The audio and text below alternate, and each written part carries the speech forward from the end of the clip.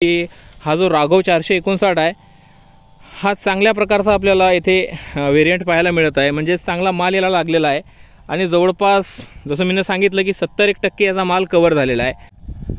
नमस्कार शेतकरी बंधूंनो, स्वागत आहे आपल्या सर्वांचं या नवीन व्हिडिओमध्ये। सध्या आपण कॉटनच्या या प्लॉटमध्ये आहोत। येथे शेतकऱ्याने धनलक्ष्मी कंपनीच्या राघव 459 आणि माधव 9 या कपाशीच्या वाणांची म्हणजेच व्हेरायटीची लागवड केलेली आहे। दोन पॅकेट इथे लावलेले आहेत। ते राघव 459 ची यांनी 2 पॅकेट लावलेले आहेत।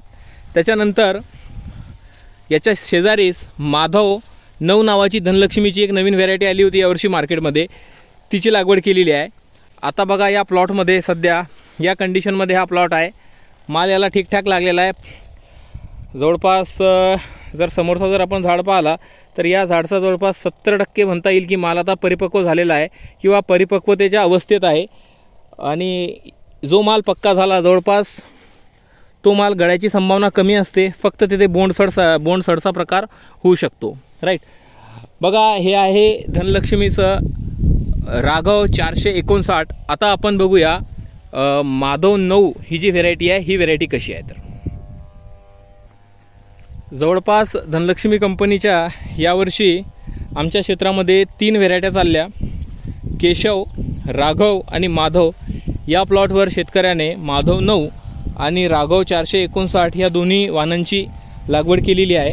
आपण बघू शकता की हा जो राघव 459 आहे हा चांगल्या प्रकारचा आपल्याला इथे व्हेरिएंट पाहायला मिळत आहे। म्हणजे चांगला माल याला लागलेला आहे आणि जवळपास जसं मी सांगितलं की 70% याचा माल कव्हर झालेला आहे।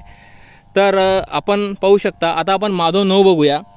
व्हेरायटी सिलेक्शन अत्यंत महत्त्वाचं असते, कारण की व्हेरायटीवरच डिपेंड करते की पिकांची कॅरेक्टरिस्टिक कशा आहेत।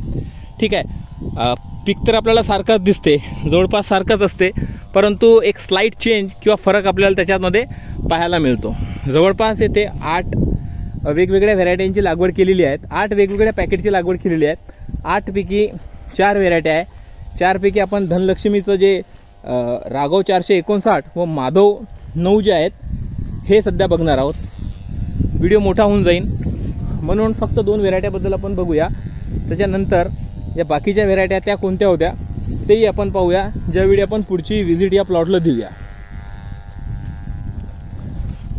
तुम्ही कपाशीची कोणती व्हेरायटी यावर्षी लावली होती किंवा दरवर्षी तुम्ही कोणती व्हेरायटी लावता म्हणजेच लागवड करता, कमेंट करून नक्की सांगा। आता आपण पाहूया जे धनलक्ष्मीचं जे माधव 9 आहे ते कसं आहे।